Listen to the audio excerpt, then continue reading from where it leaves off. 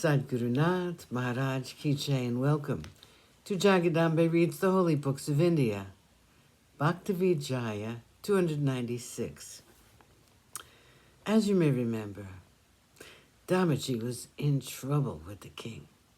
He said Damaji did not first receive my permission. How is it he distributed the grain of my storehouses?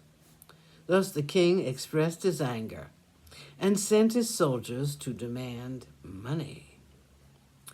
Damaji, summoned by the king held an evil wish in his heart to summon Damaji Pant into his presence, and he was determined to punish him by instant decapitation. The king's officers came to Mangalavedi and showed Damaji Pant the royal mandate, at which all the people of the town became deeply concerned. They exclaimed, "The king thinks Damaji has done a very great wrong in having his storehouses looted. Therefore, the king's officers have come to take Damaji to Bedar." When Damaji Pant read the letter from the king, he understood it all. He said, "I have done a great wrong. Why should I now sorrow over it?" To the officers sent by the king to take him to Bedar, Damaji Pant said, "As you go along on the road to Bedar, allow me to meet the husband of Rukmini at Pandari." Saying this, he settled for Pandarpur. After bathing on the banks of the Bhima, he went to the great door of the temple. He made a prostrate namaskar before the eagle platform, and going a little further into the inner chamber, he there made a prostrate namaskar to the god. Looking up, he saw the Supreme Brahma standing upon a brick, the helper of the helpless, the advocate of bhaktas, the savior of the world, the guru of the world. His face was exceedingly beautiful. Brilliant earrings in the form of crocodiles hung from his ears. Around his neck were the Kaustubh jewel and the garlands of flowers. Around his waist was a yellow robe. His feet were parallel on the brick.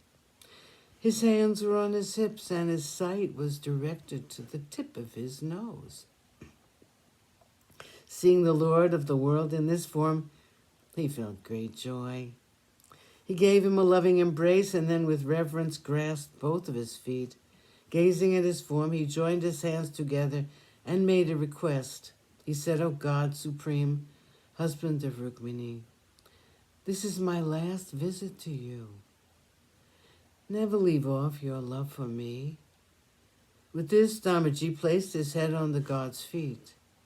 "I committed a wrong known to all. The king feels great anger toward me, and now he has sent his soldiers to take me to Bedar, there to behead me. Still, I think I have accomplished a worthy deed at the end of my life, and I have seen your feet." Saying this, Damaji was filled with emotion, and his throat was filled with sobs. Tears flowed from both eyes, and again, gazing at the god's form, he asked his leave to go. When they heard his prayers to the god, the soldiers said to him, "Come along quickly, in order that we may not delay. It is necessary for us to go at once." Damaji then made a prostrate namaskar to Satyabhama, Radha, and Rukmini, worshipped the eagle and Hanuman, and quickly departed. The dwellers at the sacred city said to one another, "What the Lord of Pandari will do, no one can understand." Krishna's disguise as a Mahar at royal court. Going around Pandarpur, keeping it at his left, Damaji Pant walked along quickly. And now the husband of Rukmini, seeing Damaji's distress, did as follows.